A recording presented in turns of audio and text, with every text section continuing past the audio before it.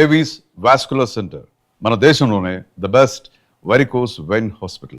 So మీరు అంటే అనిల్ రావిపూడి గారు ఆ ఎమోషన్ పట్టుకున్నారని చెప్పారు. సో నాకు ఆ వర్డ్ కోసమే నేను అడిగింది. అయితే నాకు ఒక ఎగ్జాంపుల్ కావాలి. అంటే మనం ఇందాకే మాట్లాడాం, ఈ పిసినారితనం కాదు, ఇది ఒక మైండ్ సెట్ అని చెప్పి.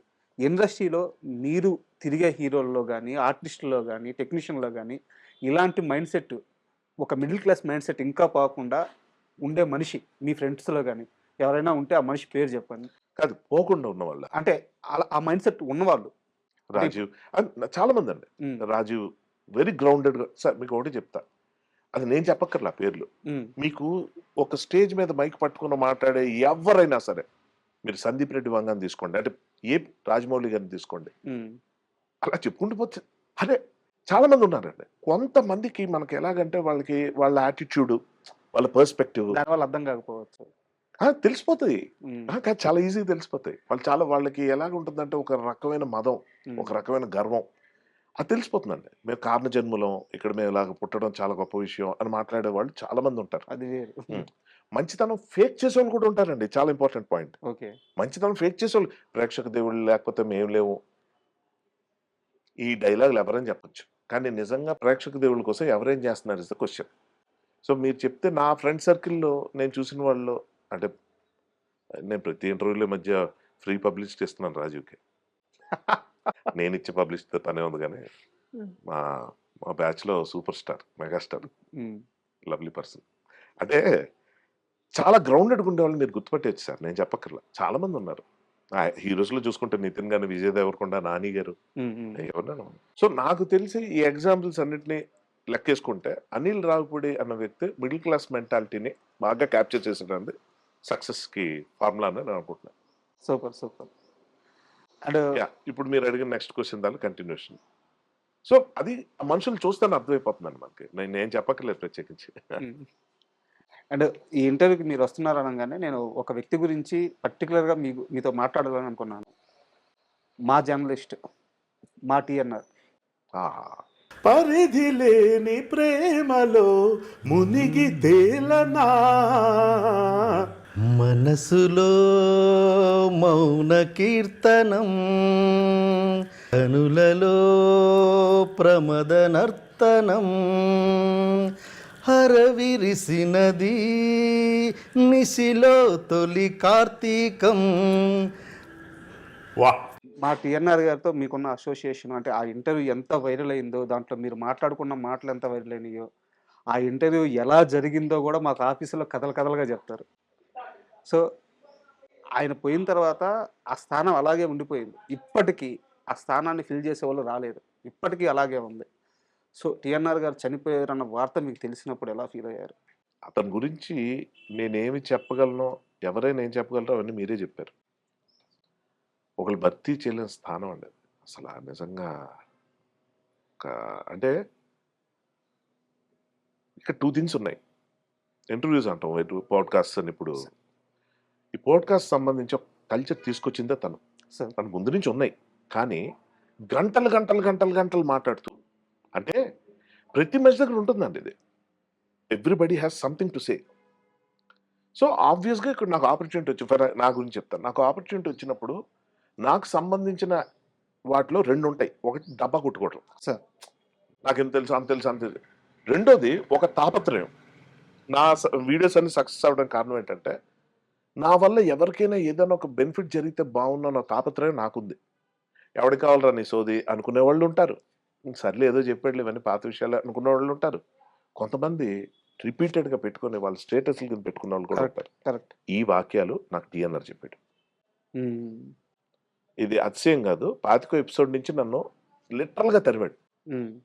ఒక కామన్ ప్లేస్లో ఒక మ్యూచువల్ ఫ్రెండ్ ఇంట్లో కలిసాం. అఫ్కోర్స్ ఒకరికొకరు తెలుసు, యాక్టర్గా నేను తెలుసు, తను నాకు ముందు ఎక్కడో పరిచయం, అదంతా.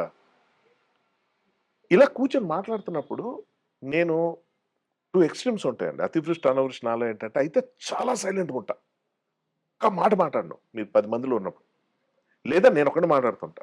సార్ అంటే కంటెంట్ బట్టి, మనం బోర్ కొడితే లేకపోతే టాపిక్ డైవర్ట్ అయితే ఎవరైనా ఆపేస్తారు కదా. చెప్పచ్చేది ఏంటంటే, ఇవి పట్టుకున్నాడు. ఒక సందర్భంలో, ఓ 4 సందర్భాల్లో చూసి, భయ్యా మీతో లాస్ట్ టైం నేను కూర్చో, లాస్ట్ 4-5 టైమ్స్ ఈ క్వశ్చన్స్ ప్రిపేర్ చేశాను, ఒక క్వశ్చన్ ఇది చూపించాడు. ఏంటిది అన్న? మీ ఇంటర్వ్యూకి ఇది నేను పెట్టుకుంటాను, ఇవి అడుగుతాను. ఎప్పుడు విన్నాడు? ఏమి రాసాడు? నాకేం అర్థం కాల. నాకు ముచ్చటేసింది ఏంటంటే, ఇంత తపన పడతాడు ఈయన. ఒక యాక్టర్‌ని ఇంటర్వ్యూ చేయడం ఎంతసేపు సార్? మీకు తెలియదు కాదు ఇది. సార్ మీరు ఫస్ట్ సినిమా ఎలా చేశారు? మీరు ఎక్కడి నుంచి వచ్చారు? మీకు యాక్టింగ్ మీద ఇంట్రెస్ట్ ఎలా ఉంది? అడగండి, ఒక్కొక్కడు ఒక ఇంట్రెస్టింగ్ స్టోరీ చెప్తాడు. అవునవును. కానీ మెజారిటీ ఆఫ్ ద పీపుల్ నీకు ఎందుకురా అవసరమా? ఇవన్నీ ఎందుకు దొబ్బుతున్నావు మమ్మల్ని అని చెప్పి ఇక్కడున్న వచ్చే ఇన్వైటీస్‌ని అనుకోవటం కూడా జరిగేంత దారుణమైన పరిస్థితులు ఉంటాయి మామూలుగా. టీఎన్ఆర్ ఇంటర్వ్యూస్‌లో ఇది ఎక్కడ చూడలేదు సార్ నేను. నాదెంత 4 అవర్సో, 3 అవర్సో అవును. ఏదో ఎక్కువ ఉంటది. దాన్ని 2 పార్ట్‌ల కింద డివైడ్ చేసేసాడు. సార్ ఒకసారి నేనేదో వీడియో చేశా కాస్టింగ్ కౌచ్ గురించి. అమ్మాయిలకి కొన్ని టిప్స్ చెప్పాలనిపించింది నాకు. ఎందుకంటే మనకు సినిమాల్లో చూపించేలాగా ఉండవు బయట కాస్టింగ్ కౌచ్‌లు. ఏంటి వచ్చిన తర్వాత కింద నుంచి మీద చూసి ఏంటి ఆఫర్‌లు కావాలా? డిన్నర్‌కి వస్తావా? ఏదో ఒకసారి బికినీ ఏసుకొని ఇలా ఉండదండి. ఇలా ఉండదు. చాలా స్మూత్‌గా. స్మూత్ అంటే మీరు ఊహించలేరండి. అవన్నీ ఆ వీడియోలో చెప్పా. ఒక చిన్న వాట్సాప్ ఏమంటారు ఫేస్‌బుక్‌లో ఎక్కడో పెట్టాను. పెడితే ఫోన్ చేశాడు. భయ్యా నీ ఫోన్ కన్నా మనది బెటర్ క్వాలిటీ కెమెరా ఉంది. స్టూడియో ఉంది. నేను కూడా అక్కడ కూర్చుంటా. అది వద్దంటే పక్కకెళ్ళిపోతా. ఏం చెప్పాలనుకుంటున్నావు చెప్పేసేయి. ఎందుకంటే మైండ్ దుబ్బింది నాకు నీ కంటెంట్ చూసాక.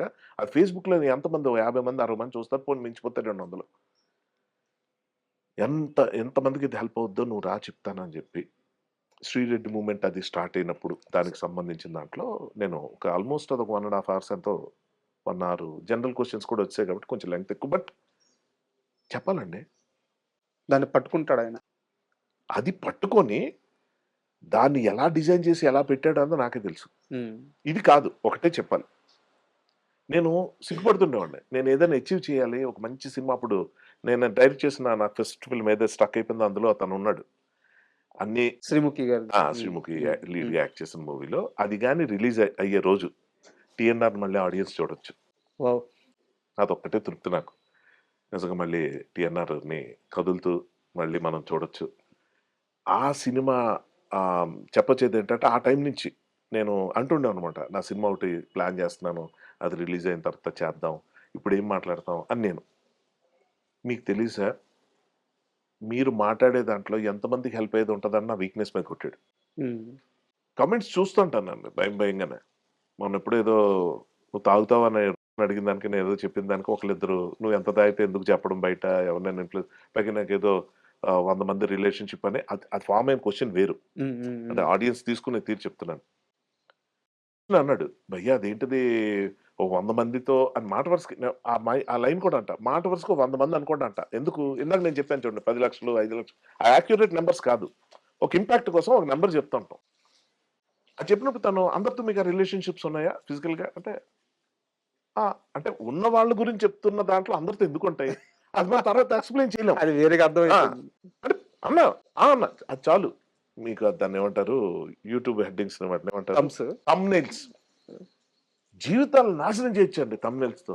అంటే మీవి అవే ప్లాట్‌ఫార్మ్స్ మీవి అవే ఎవరు రాస్తారో తెలీదు గానీ మన దగ్గర ఉండదు సార్. మీ దగ్గర ఉండదు. అంటే ఉండుంటే నేను ఇలా మాట్లాడేవాడిని కాదు. ఉంటే ఇది పార్ట్ ఎడిట్ కూడా చేసేయగలను.